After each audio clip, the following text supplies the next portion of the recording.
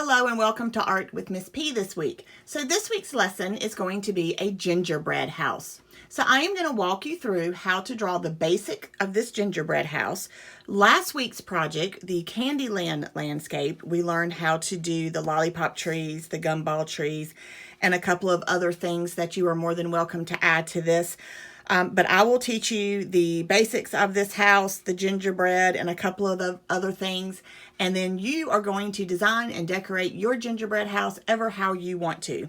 So what you need for this lesson is your white paper, your Sharpie, your eraser, pencil, and then whatever you want to color with. I used marker and crayons for this project, but you are free to use whatever you want to use.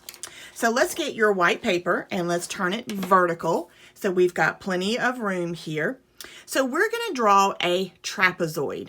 So we're going to start off by up here in the middle, top middle of our paper, we're going to draw two diagonal lines like this. It looks like an upside down V. Then we're going to come in with two lines that come in slightly at a diagonal. They do not touch down here, so we're not drawing a diamond, so make sure they don't touch. And then we're going to connect those two diagonal lines with the horizontal line. So what you are left with is a trapezoid. So this kind of looks like a birdhouse, and that is exactly how you would draw a birdhouse if we were drawing a birdhouse. But we are drawing a gingerbread house. So now let's put a door. I am going to put a rounded door like this, but you can do a rectangle door or whatever shaped door you want to do. So now we're going to put some snow on top of our gingerbread house like this right here. We want it to look like it has snow on it. So coming in with your pencil on the inside of your roof up here, you are going to draw bump lines. So bump, bump, bump.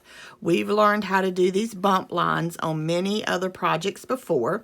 So just bump lines all the way from one corner of the roof to the other. Now you're going to come outside of your roof and you're going to draw a line around your roof line like that right there. Now here's the original line that you drew.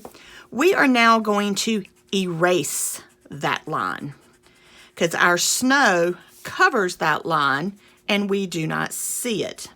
So we're going to erase that line, and now it looks like we have a roof that is covered with snow.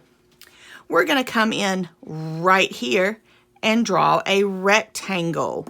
That is going to be your chimney. And we're going to put a couple little bump lines right there and erase where it overlaps your roof line. So now it looks like there's snow that has been built up at the base of the chimney. And we're going to put some snow on top of our chimney, very much like this right here. So we're going to draw a kind of it's called an ellipse. It's kind of like an oval, and then some bump lines right there. And we're going to erase the top of our chimney because now that snow covers it. So now it looks like you have snow on top of your chimney. All right, right here in the center, we're going to put a window. So we're going to draw a horizontal line and like an arc or a half oval right there. This is going to be a window. Now we need a walkway. So from the door right here, from where the door meets the bottom of your house, we're going to draw a line going out to the edge of our paper and another line going out to the edge of our paper. They're slightly diagonal, so it should be wider here than back here, so it looks like it goes back into space. And this is going to be your walkway.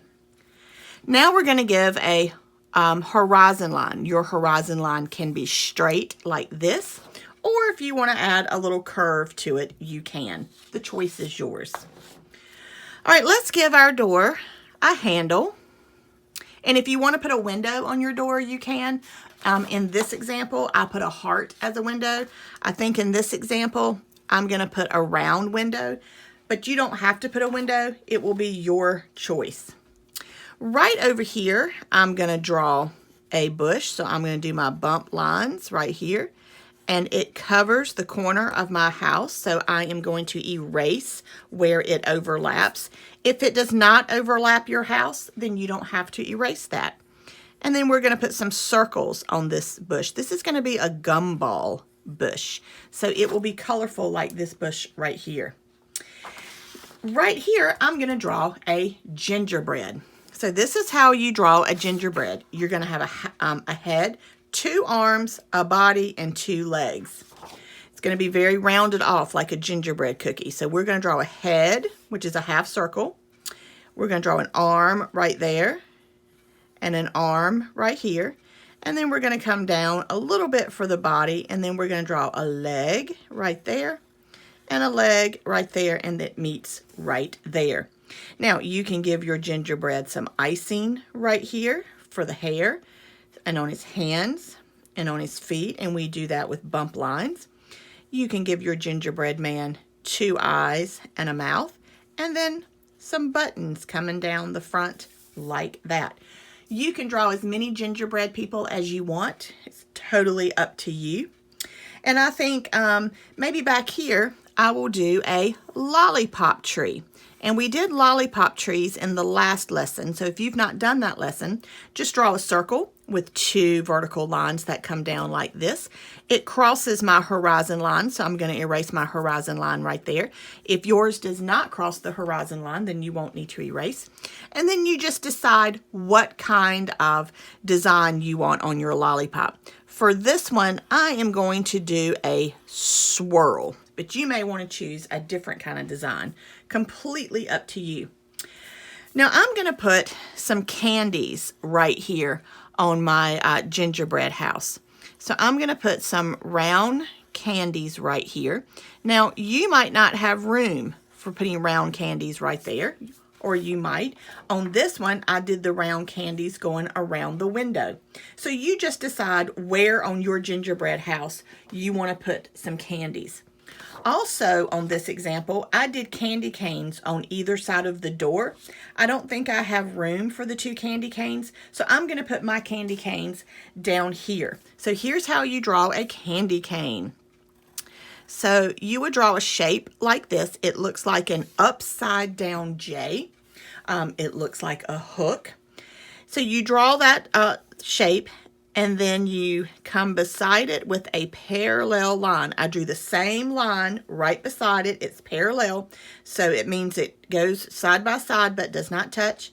Then we cap it off right there, and then we come back in and we put our stripes on it because candy canes have stripes.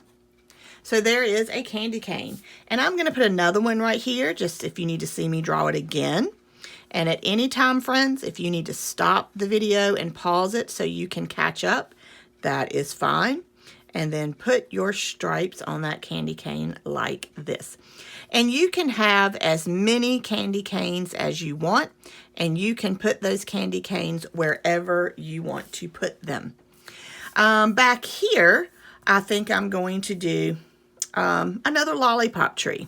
So again, friends, you can have as many lollipop trees as you want to have. The choice is yours. I'm going to do a lollipop that looks like that right there. And then I'm going to put another piece of candy right there and another one right there, except this time I'm going to make it look like a little peppermint candy. Now you can make the edges of your house have gumdrops on it by doing this right here, like a bump line like this. So it looks like the edge of your gingerbread house is lined with gumdrops. You don't have to do that. It's just a choice. And then come over here and do the same thing. So it looks like the edge of your gingerbread house is lined with gumdrops. You would color them all different colors. You can line your walkway right here with like Skittles, for example. And to do that, you would just draw circles right along the edge of your walkway. So you've got lots and lots of choices, friends. So you add as much candy as you want to add to your gingerbread house, to your yard. If you want to have some big puffy clouds up here, maybe they're cotton candy clouds.